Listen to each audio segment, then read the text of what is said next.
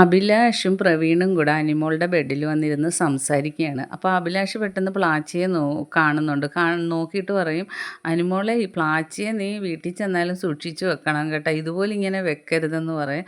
അപ്പോൾ അനിമോൾ പറയും, ഇല്ല, എൻ്റെ റൂമിൻ്റെ മുകളിലൊരു ഷെൽഫുണ്ട്, അവിടെ ഞാൻ വെക്കും ഇതിനെ എനിക്ക് ഒരിക്കലും മറക്കാൻ പറ്റത്തില്ല, ഞാൻ ഇതിനെ കളയത്തുമില്ല ഒരിക്കലും എന്നാണ്. അപ്പോൾ അഭിലാഷ് പറഞ്ഞ്, നിനക്ക് മാത്രമല്ല ആർക്കും ഇതിനെ മറക്കാൻ പറ്റത്തില്ല, ഇതിപ്പോൾ വൈറലാണ് നിൻ്റെ പ്ലാച്ചി. അപ്പോൾ അനിമോളോട് പ്രവീൺ പറയണേ, വൈറൽ മാത്രമല്ല കേട്ടോ, പ്ലാച്ചിയെ എല്ലാവർക്കും പേടിയാണ്, നിനക്കത് എയർപോർട്ടിൽ ഇറങ്ങുമ്പോൾ മനസ്സിലാവും പ്ലാച്ചിയുടെ വില എന്താണെന്നും ആൾക്കാർക്ക് എത്രത്തോളം പേടിയുണ്ടെന്നും മനസ്സിലാവുമെന്ന് പറയുന്നു.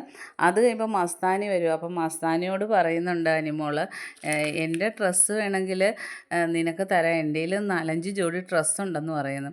അപ്പം അഭിലാഷ് അനിമോൾ ചോദിക്കുന്നുണ്ട്, എപ്പോഴാണ് നിങ്ങൾ ഇനി ഇവിടെ നിന്ന് പോകുന്നത്?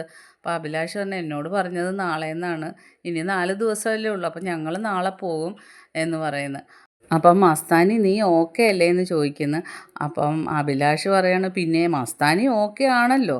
അപ്പം മസ്താനി പറയാം, ഞാൻ പിന്നെ എപ്പോഴും ഓക്കെയാണ്, ഫുൾ ടൈം ഞാൻ ഓക്കെ ആണെന്ന് ചിരിച്ചുകൊണ്ട് പറയുന്നത്. കാരണം ഇപ്പം ഏറ്റവും കൂടുതൽ ഈ ഹൗസിൽ ആൾക്കാർ അറ്റാക്ക് ചെയ്തുകൊണ്ടിരിക്കുന്നത് മസ്താനിയെയും അനിമോളെയും ആണല്ലോ.